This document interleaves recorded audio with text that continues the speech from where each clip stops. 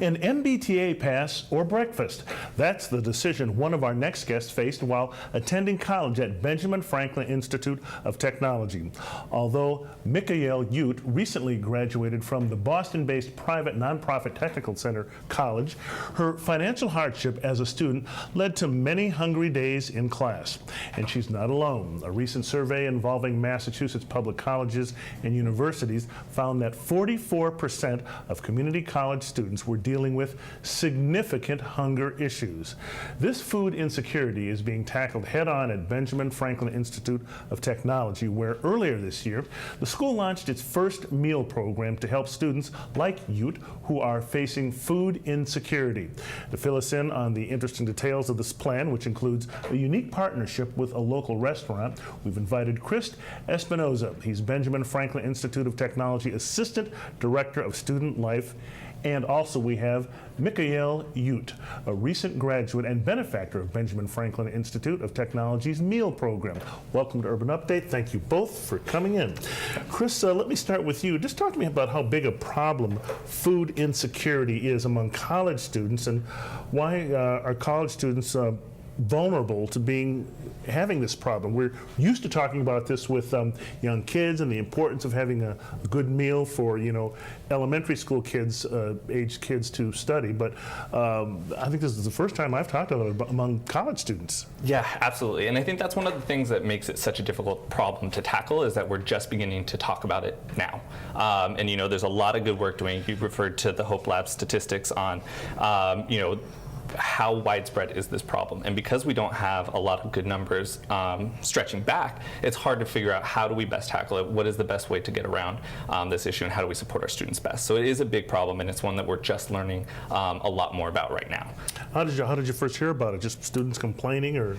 Yeah, I think if you want to go out asleep in class or whatever. Absolutely. Anecdotally, I think that's a big way. You see these students that are going through, it's a tough part of their life, right? They're tackling new material for the first time, and they're being stretched both academically and socially, and they're trying to battle a bunch of different combating, priorities. And so you start to see it. You see the students that are just starting to be a little bit more withdrawn. You start to see the students that are low on energy, the students that are in class paying attention, but then having trouble retaining some of that information, and we start asking our students what's going on and how do we best support them.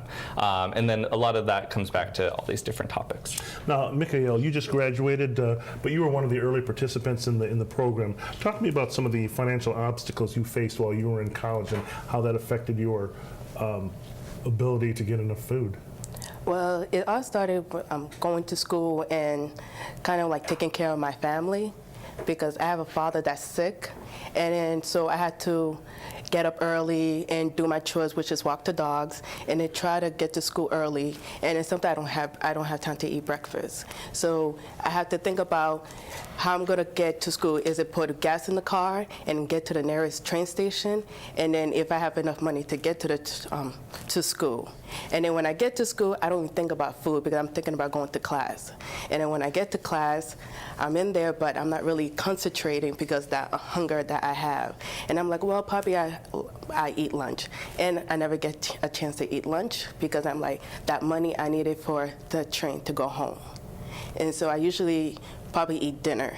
And if I do eat dinner, then I don't have time to do my homework. Sometimes I had to wait the next day. So it's just been hard for me. Yeah. Wow.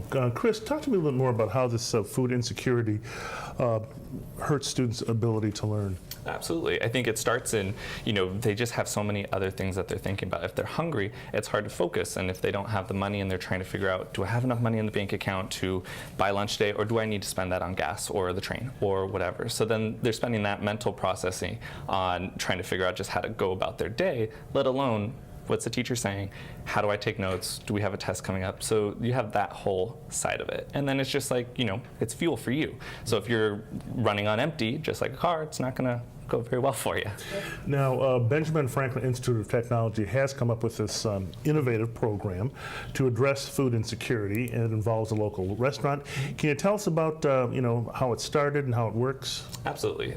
So before this program started, we have a small food pantry that's mostly stocked up by donations from outside, as well as our own staff and faculty who donate to the food pantry. And what we were realizing is that we just can't keep it stocked enough to meet the demand. And that's not the most nutritious meal.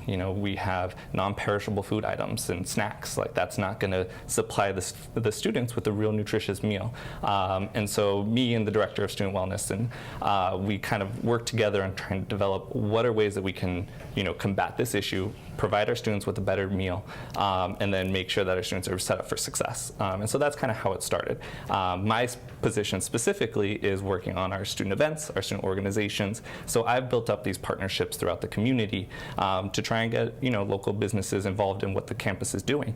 And so that's kind of how that whole thing started. Is we had an idea for a program. We knew we don't have a cafeteria on campus, and we're one of the only colleges in the area that doesn't.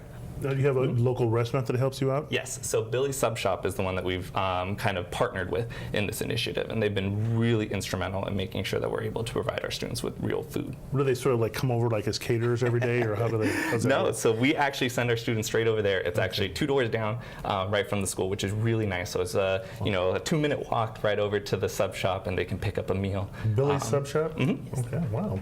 Michelle, how did this program help you? It has helped me to concentrate well in school and bring up my grade, and also bring down my stress level really low. Because without it, my stress level was really high, and I would go to the counselor, tell them like what's going on. But it has helped me tremendously. Chris, the program also involves some financial counseling. What about that? Yeah, so we realized that, while food insecurity is the problem, we realized that there's a lot of other issues that go along with that. How do we balance, competing responsibilities and all that kind of stuff. So we made sure that we created a multi-layered approach to tackling. So food insecurity is one with Billy's Sub Shop. We also included the financial planning, so students will, that are in the program, will have a meeting with a financial planner. They'll go through our financial aid office to look at scholarships and different grants that they might be eligible for. And then they obviously meet with our director of wellness and support. And so she really goes through and is kind of the catch-all. Any other issues, how do we make sure that we're supporting the student in the best way possible? And Michaelle, what advice do you have to other students in your situation? Whatever problem you're going through in life, the school will be there to help you. Just always ask for help.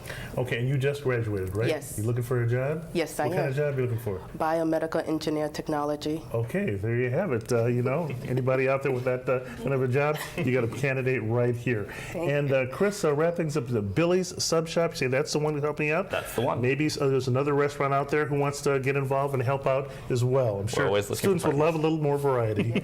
Okay, thank you both for coming in. Coming up next, commemorating 20 years of independent cinema that celebrates people of color. The details right here when we come back. Stay with us.